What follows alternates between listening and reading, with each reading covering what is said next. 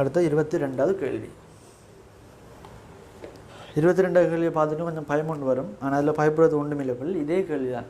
அங்கே படத்தை பார்த்துனாம பயப்படுறதுக்கு ஒன்றும் இல்லை. சரியா? 22வது பாருங்க.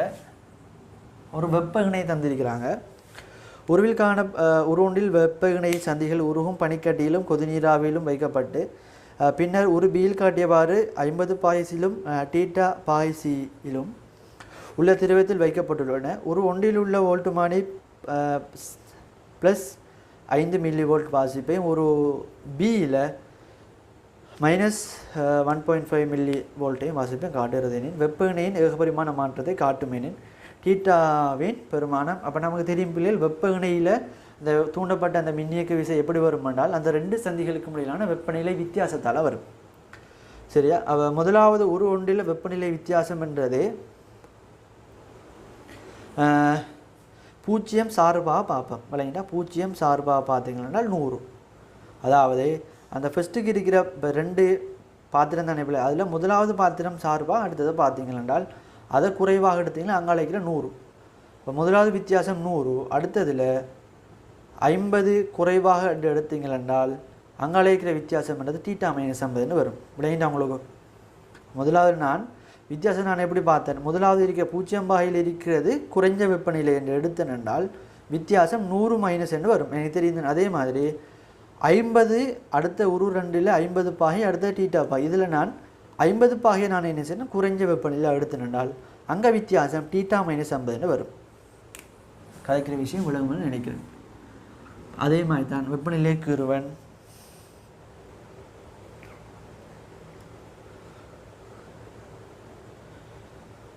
சரியா? சரி பாருங்க. முதலாவது சந்தர்ப்பத்தில் வெப்பநிலை வித்தியாசம் என்றது 100 பாய்சி, அதுக்குரிய வாசிப்புன்றது 5 மில்லி, 5 + 5.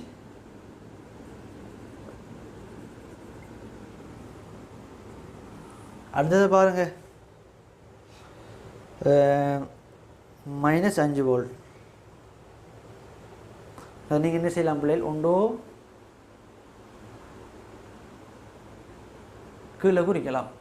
பிள்ளைங்க பிள்ளைகள் -5ன்றது பிள்ளைகள் இதை தாண்டி தானே வரும் +5ன்றது. அப்போ நான் என்ன செய்ய, இதை எப்படி குறிக்கிறேன், இதை எப்படி குறிக்கிறேன்னா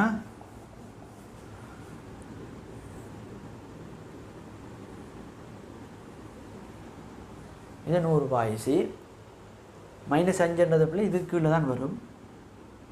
சரியா? அப்போ -1.5. அப்போ இது என்னது,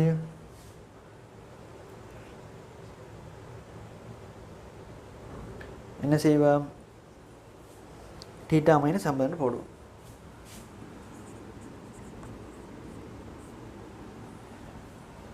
விளங்கிட்டா? இப்போ உங்களுக்கு தெரியும் பிள்ளைகள், இந்த இதன்றது வெப்பநிலை வித்தியாசம். விளங்கிட்டா? அந்த 100ன்றது வெப்பநிலை வித்தியாசம், இதுவும் வெப்பநிலை வித்தியாசம். சரிதான்? நல்லா கவனிங்க. சரியா பிள்ளைகள்?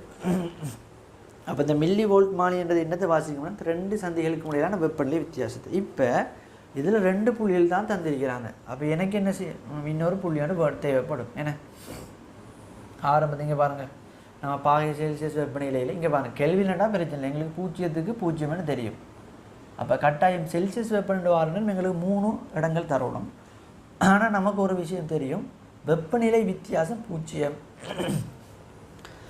சரி, அப்படி அந்த ரெண்டு பாத்திரத்துக்களான வெப்பநிலை வித்தியாசம் 0 என்றால் அந்த மில்லி வோல்ட் மானி என்றது வாசிப்பை காட்டாது, எங்களுக்கு ரீடிங் 0. ஏன், அந்த மில்லி வோல்ட் மானி வாசிக்க போகிறது வெப்பநிலை வித்தியாசத்து தானே.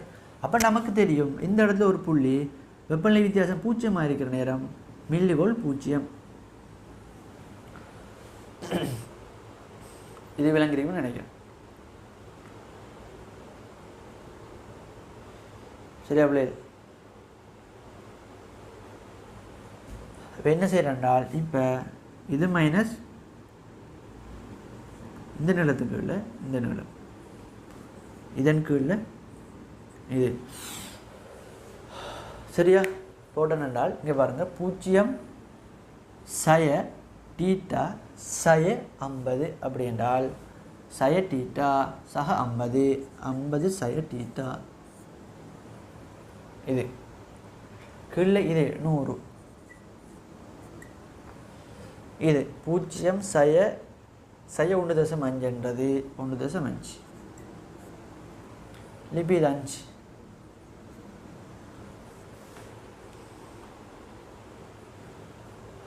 சரியா பிள்ளைகள்? அப்போ இதை நான் சுருக்கினேன் என்றால் இங்கே 0.3 இது இங்கே வந்தால் 3 30. அப்போ அந்த 30 இங்கே வந்தால் 50 - 30 டீட்டா அங்கே போனால் ப்ளஸ்ஸாக மாறும். அப்போ இங்கே 50 - 30 20. டீட்டா சமன் 20 என்று வரும்.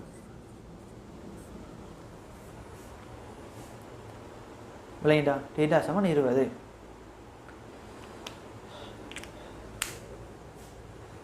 சரியா பிள்ளைகள்? ஆன்சர் உங்களுக்கு 20 சரியாக இருக்கும். இப்போ இதில் நீங்கள் முக்கியமான விஷயம் ஒன்று கவனிக்கணும். இப்போ நீங்கள் இதில் நீங்கள் ஒன்று என்ன செஞ்சிருக்கலாம் பிள்ளை, இதை நீங்கள் இந்த 0 நீங்கள் இங்கே போட்டாலும் பிரச்சனை இல்லை. உங்களுக்கு இந்த விகிதத்தை நீங்கள் சரியாக போடும் ஆன்சர் சரியாக வரும். ஆனால் இந்த இடத்துல இப்போ நீங்கள் 100 போட்டீங்க. இப்போ 100 எப்படி நான் எழுதி காட்டும் பாருங்களா. இது 0 பாய்ஸு, இது 100 பாய்ஸு. சரியா? அடுத்தது 50, இது 50, அடுத்தது இது டீட்டா. அப்போ நீங்கள் வெப்பநிலை வித்தியாசம் போகிற நேரம் நீங்கள் ஃபஸ்ட்டுக்கு என்னென்ன போட்டீங்க, இது ரெண்டுக்கு முடியாத வித்தியாசம் என்றது. இது ரெண்டுக்கு மேலே வித்தியாசம் எப்படி கண்டுபிடிச்சிங்க, இதில் இருந்து இதை கழிச்சிங்க தானே, இதை கழிச்சு தான் 100 போட்டீங்க. அப்போ அடுத்த டைமில் நீங்கள் இது ரெண்டுக்கு மேலான வித்தியாசம் பார்க்குற நேரம் இதில் இருந்தால் இதை கழிக்கணும். அது விளங்குதா உங்களுக்கும்? அது விளங்குதா பிள்ளைகள்? கட்டாயம் இது நீங்கள் கவனமாக யோசிச்சு பார்க்கணும் பிள்ளைகள். இப்போ நீங்கள் இது ரெண்டுக்கு மேலான வித்தியாசம் 100 போடுற நேரம் இந்த 100ல் இருந்தால், அதாவது இதில் இருந்தால் இதை கழிச்சிங்க. அப்போ இதுக்கடையிலான வித்தியாசத்தை நீங்கள் பார்க்குறீங்க, இதில் இருந்தால் இதை கழித்து போட்டிருக்கணும். சரியா? அடுத்து எங்கே பாருங்கள், 5 மில்லி வோல்ட். 5 மில்லி வோல்ட்ன்றது இது நேர்பெருமானம் தானே பிள்ளைகள். இது மறைப்பெருமானம் என்றால் வோல்ட் மானியில் இது மையப்பூச்சியம் வகை வோல்ட் மானி என்றால் பிள்ளைகள் ஆரம்பத்தில் வலது பக்கமாக ரீடிங் என்றால் இது இந்த டைமில் என்ன செய்து மற்ற பக்கம் மாறுது. அப்படி என்றால் மின்னோட்டம் எதிர்பக்கமாக யோசிங்களேன். அப்படி யோசிங்கனால் ஆரம்பத்தில் பெரிய வெப்பநிலை வலது பக்கம் என்றால் மைனஸ் வார நேரம் பெரிய வெப்பநிலை இடது பக்கம் வந்துருக்கும். அப்போ பார்த்தீங்களா 20ன்றது 50 விட சின்னது. அது விளங்குதா உங்களுக்கு? இப்போ இங்கே கட்டாயம் நீங்கள் டீட்டா -50னா போட்டிருக்கணும். சரியா? இல்லை நீங்கள் மாற்றி போட்டிருந்தீங்கள் என்றால் டீட்டா -50 போடாமல் 50 - டீட்டா போட்டு இந்த இடத்துல நீங்கள் மைனஸ் போட்டிருக்க கூடாது. பெருசாக யோசிக்கிறது நீங்கள் விலங்காடி விட்டுருங்க. எந்த கேள்வி நீங்கள் என்ன செய்யலாம், செஞ்சு பார்க்கலாம், பிரச்சனை இல்லை. இதில் ஒரு பிரச்சனை இல்லை தானே. அடுத்தது பாருங்கள்,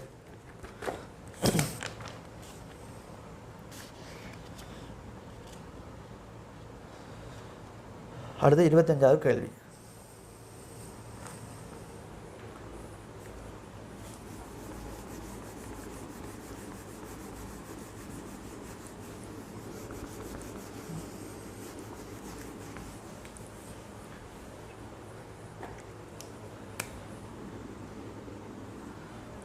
ஒரு கிராஃப் ஒன்று தந்துருக்கிறாங்க.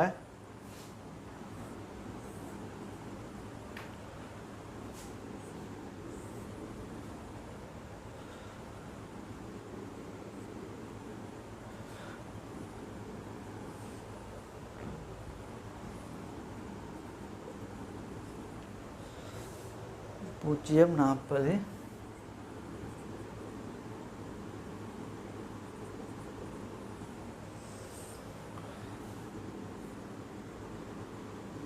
100. சரி, கேள்வியை பாருங்கள். புதிதாக அறிமுகப்படுத்தப்படும் வெப்பநிலை அளவு திட்ட அண்டியத்திற்கு ஏதோ ஒன்று ஒரு அளவு திட்டத்திற்கு பாகை ஏ. சரியா? பாகை ஏ. பாகை செல்சியஸ் மாதிரி பாகை ஏன்றது ஒரு நல்ல பேராக இருக்கலாம். இல்லைங்களா? நீங்கள் என்ன ஒரு பேரை வச்சுக்கொள்ளுங்க. அப்போ அவரோட பேரை வச்சு என்ன ஒரு அளவு திட்டத்தை கண்டுபிடிச்சிருக்கிறாராம். அதை செல்சியஸ் அளவு திட்டத்துக்கும் இடையிலான தொடர்பு வரைவில் காட்டப்பட்டுள்ளது. அப்போ பாகை ஏக்கும் பாகை சிக்கும் இடையிலான தொடர்பு ஒரு கிராஃபில் குறிச்சிருக்கிறாராம். வெப்பநிலை 100 பாகை ஏயாக இருக்கும்போது அவ்வெப்பநிலை செல்சியஸில் அளவு திட்டத்தில் என்ன? அப்போ பாகை ஏல 100. அப்போ 100 என்ன செய்யும் இந்த இடத்துல வரும். இப்போ இதுக்குரிய செல்சியஸ் வெப்பநிலை என்னன்னு தான் கேள்வி.